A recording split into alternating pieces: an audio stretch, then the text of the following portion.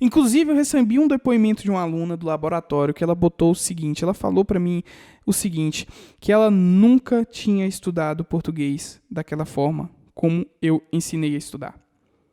E eu estou abrindo o jogo aqui para você hoje, eu estou te falando exatamente como você vai fazer para ter o resultado que essa menina teve. E ter o testemunho que ela deu, que ela disse assim, que português era uma matéria difícil, que português era pedra no sapato, português era ruim, que ela não gostava de português e agora ela gosta. Concurseiro e concurseira, seja muito bem-vinda ao nosso PodLabcast número 2, o podcast do Laboratório da Aprovação, onde eu, Tarik Cordeiro, vou tirar todas as suas dúvidas acerca de determinado tema. E no tema de hoje a gente vai tratar sobre como estudar português. Eu recebo muito, mas muito mesmo, a seguinte frase lá no meu Instagram. As pessoas falam o seguinte: Tarik, eu não sei estudar português. Eu não estou conseguindo acertar as questões de português. O que eu faço, pelo amor de Deus, porque eu não sei português? E eu te digo uma coisa. Você vai achar estranho, mas eu vou te dizer uma coisa e eu gostaria que você parasse, refletisse no seu coração e entendesse que isso é uma verdade. Você não precisa aprender português para passar em concurso. Você não precisa aprender matéria nenhuma para passar em concurso. O que você precisa é acertar as questões para ser aprovado do seu concurso. E português não é diferente. Você precisa acertar as questões de português e não necessariamente você precisa ser um mestre do português que entrou na Academia Brasileira de Letras e é membro e... Não, você não precisa disso. Você só precisa acertar as questões. E como é que eu sei que eu vou acertar as questões se eu não sei o assunto? Se eu não sei qual é a teoria, como é que eu vou responder a questão? Aí você já deve estar me xingando daí. Você deve estar falando, você é maluco? Você fumou uma droga antes de vir gravar esse podcast? Você tá doidão? Sai daí, vou desligar o vídeo, dar dislike, vou me desinscrever do canal, vou sair da sua lista. Inclusive, se você não estiver cadastrado na nossa lista, na descrição tem um link, entra lá no nosso site, faça o seu cadastro, por quê? Porque toda vez que sair um podcast novo, você vai ser avisado por e-mail. Eu vou te mandar o link, você vai ter acesso a esse conteúdo, vai ficar muito mais fácil, como o nosso canal ainda é pequeno no YouTube, o YouTube ainda não divulga quando eu publico os vídeos aqui, mas é assim mesmo, é vida que segue, se cadastra lá e deixa o seu gostei nesse vídeo. Então vamos lá, como eu fiz? E esse podcast é baseado basicamente em como eu fiz para ser aprovado com mais de 90% de acerto na prova de português. Eu fui aprovado no INSS, acertei acho que eram 12 questões que teve na época, eu deixei 2 em branco e todas as outras eu acertei, mesmo não sabendo a disciplina. Então, como é que eu fiz isso? Eu vou te explicar agora. Por que eu acertei? Por que isso aconteceu comigo?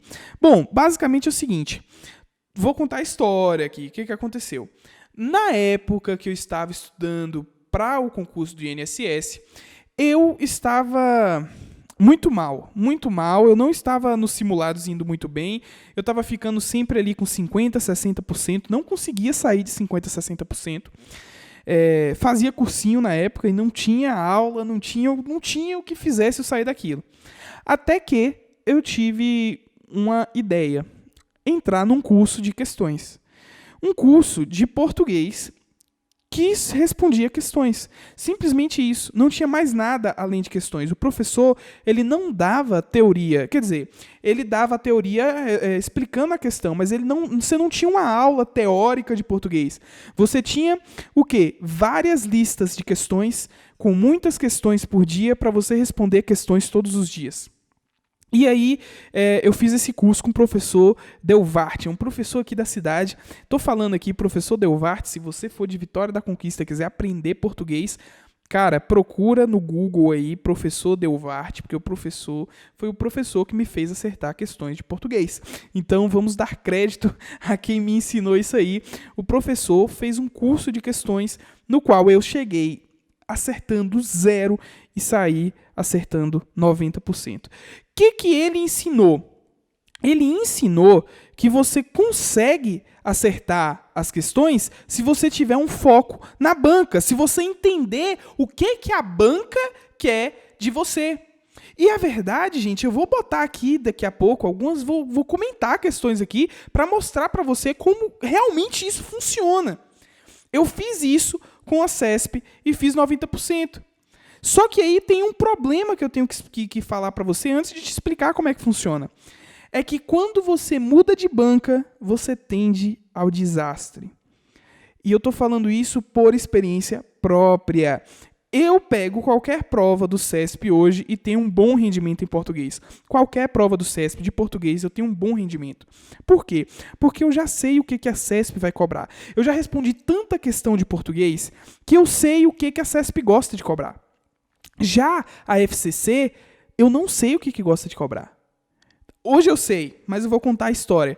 O que aconteceu? Eu fui fazer TRT de Campinas, banca FCC. Quando eu cheguei em casa, que saiu o gabarito preliminar, que eu peguei ali as anotações do meu gabarito e fui conferir com o site, eu descobri que de 15 questões eu tinha acertado uma questão só da prova de português. Então, o que eu estou aqui para te ensinar funciona, mas tem um ponto fraco, que é, se você trocar de banca, você tem que fazer tudo de novo. Você não precisa saber português, eu não sei português. Pra você ter uma ideia, o que eu sei de português são uns macetes que passa. Por exemplo, proparoxítona, eu sei que toda proparoxítona é acentuada, porque é a regra mais fácil que tem dentro do português. Eu acho que não tem regra mais fácil do que essa.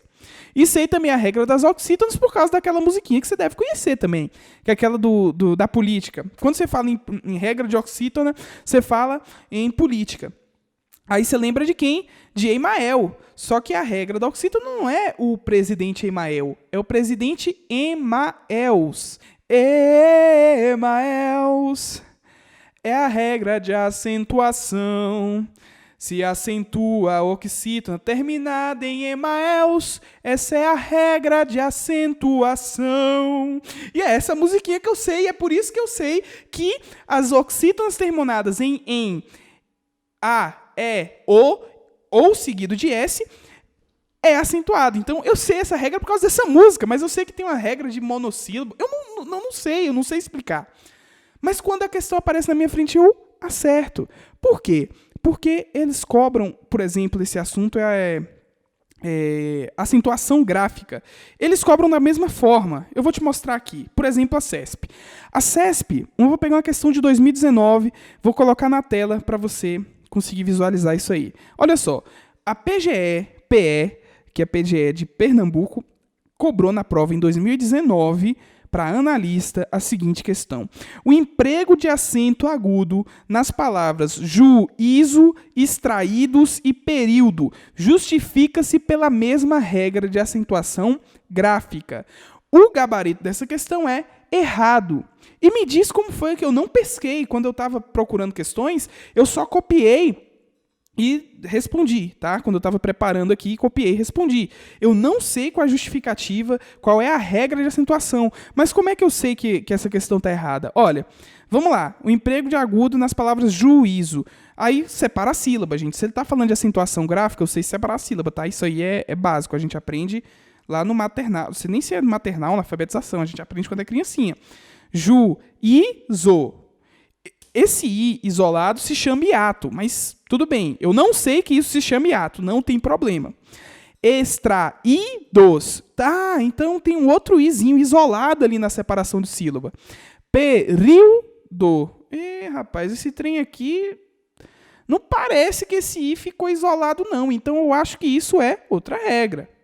Então justifica-se pela mesma regra? Não. Não se justifica, tá errado. Isso é o que a CESP gosta de cobrar sobre acentuação. Ah, mas Tarik, tem uma coisa. O avaliador sempre está dificultando. Ele sempre está mudando os temas, ele está fazendo sempre diferente. Eu acho que esse avaliador da CESP não. Porque em 2018, no concurso do BNB, ele disse o seguinte: os vocábulos traz, e nós recebem acento gráfico em obediência à mesma regra de acentuação. Eu marquei como certo. Por quê? Eu não sei que regra é que acentua esses monossílabos aí não, velho. Eu sei que tem uma regra lá de acentuação de monossílabo, mas eu não sei qual é. Não tô mentindo não, tô falando a verdade pra você, eu não sei qual é. Mas vamos pras palavras. Traz, tem como separar? Não, é monossílabo. E nós, é monossílabo, são 3 monossílabos. É a mesma regra de acentuação? Eu acredito que as 3, por serem monossílabos, recebem acento gráfico em obediência à mesma regra. E aí eu marco certo. E funciona. Para mim, funcionou com a CESP. E eu já vou falar como é que você vai fazer com o FCC, como é que você vai fazer com o FGV e como é que você vai desenvolver isso independente de qual for a sua banca. Eu estou falando da CESP por quê? Porque a CESP foi... já fiz, 3, 4, 5, 10, 20 provas da CESP. Eu não sei nem contar quantas provas da CESP eu já fiz. E em todas elas eu tive um ótimo aproveitamento em português, mesmo sem saber português, fazendo isso aqui que eu estou mostrando para você. Comparando questões. Mas Tariq, de 2018 para 2019, o mesmo avaliador. Eles não demitiram a pessoa não. É a mesma pessoa que fez prova lá em 2016, então. Para analista da DPU, presta atenção. Presentes no texto, os vocábulos caráter, intransferível e órgãos são acentuados em decorrência da regra gramatical que classifica as paroxítonas. Eu lembro que oxítona é aquela que a última sílaba ela é acentuada. Ela é tônica. Essa palavra é oxítona. E ela é acentuada pela musiquinha do Emaels. Paroxítona é o que é a penúltima, né? A última, penúltima. Proparoxítona, então, é a terceira. E daí para lá não tem mais acentuação. E, inclusive, eu sei que todas as proparoxítonas elas são acentuadas. Eu não sei as regras de acentuação das paroxítonas. Mas vamos tentar responder aqui. Caráter, intransferível e órgãos. Tio não é acento. Aí isso aqui você precisa saber. Tio não é acento. Tio é uma abominação, é um trem que botaram aí. São acentuados em regra gramatical, classifica as paroxítonas. Bom, caráter é paroxítona. Intransferível é paroxítona. Órgãos é estranho, porque o tio, eu não sei se tio é acento, mas tem um acento agudo ali no O, então eu acho que o tio ignora. Então ela vai ser separada em órgãos, então ela vai ser o quê? Paroxítona. Se elas são acentuadas e são paroxítonas, existe uma probabilidade muito grande de que essas sejam acentuadas pela mesma regra gramatical que classifica as palavras paroxítonas. Aí você marca certo. Aí você vai, então, para 2011. Por que eu estou indo tão longe? Para você ver e você perceber que isso não é de hoje. Isso não é de hoje. Há muito tempo, o padrão de cobrança de prova é o mesmo. É a mesma coisa. Desde 2011 e antes de 2011. TJ do Espírito Santo para nível médio. Diz assim: as palavras Câmara, biográficos e pública recebem acento gráfico em decorrência de regras de acentuação diferentes. Meu Deus, mas agora ele não está falando que são as mesmas regras, agora ele está perguntando se são diferentes. É a morte. Meu Deus, acabou, vou perdendo meu concurso, porque eu não sei qual é a regra diferente. Eu fui seguir Tariq falando que era para não estudar português. Mentira, eu não estou falando para ninguém não estudar português, não. Estuda. Mas o que você precisa saber é acertar a questão. E não necessariamente você precisa ser um acadêmico de letras. Preste atenção. As palavras câmara, biográficos e pública recebem acento em decorrência de regras de acentuação diferentes. O que são essas palavras? Câmara, biográficos e pública são proparoxítonas. E a gente sabe isso aí, eu acho que todo mundo sabe, de quando era criança, na escolinha, quando a tia falava assim: meninos, toda proparoxítona é acentuada. Então, você precisa saber um mínimo. Essa é uma questão que você, sabendo o mínimo, você consegue acertar. São acentuadas em regras diferentes? Não. Elas são acentuadas porque elas todas são pró-paroxítonas. Então, o padrão de cobrança é dessa forma. Eles vão pegar ali, por exemplo, aqui eu só estou trazendo 4 questões de acentuação gráfica. Mas se você for para outros assuntos, como por exemplo vírgula, ele vai te cobrar vírgula sempre do mesmo jeito. Ele vai te cobrar verbo transitivo direto sempre do mesmo jeito. Tem um pronome relativo, um tal de pronome relativo. Eu não sei o que é. Mas quando eu vejo uma questão de pronome relativo na minha frente, eu sei que o que ele pode ser pronome, ou quando o que pode ser pronome, ou quando o que não pode ser. E quando o que não é pronome, ele é o que? Eu sei lá o que é. O que importa, na hora de você estar fazendo sua prova, é você acertar a questão. E como é que você acerta a questão? Respondendo questões. É muito importante que você responda questões durante seu estudo. Por quê? Primeiro, se você estiver estudando e não estiver respondendo questões, você não vai saber se você está evoluindo. Não se trata apenas de você conseguir, eu respondo 200 questões por dia.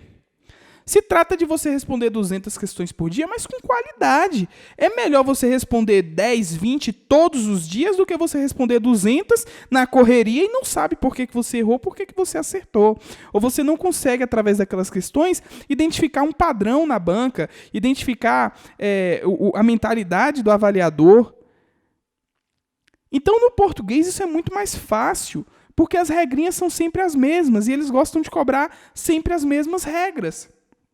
Eles não variam muito disso aqui, não, quando a gente fala em acentuação gráfica, tá? Quando a gente fala em que, como pronome relativo, quando a gente fala em pronome, quando a gente fala em transitividade de verbo, que eu não sei nem o nome do assunto, desculpa, tá? Se tiver alguém aí que é bom de português, tá me achando idiota.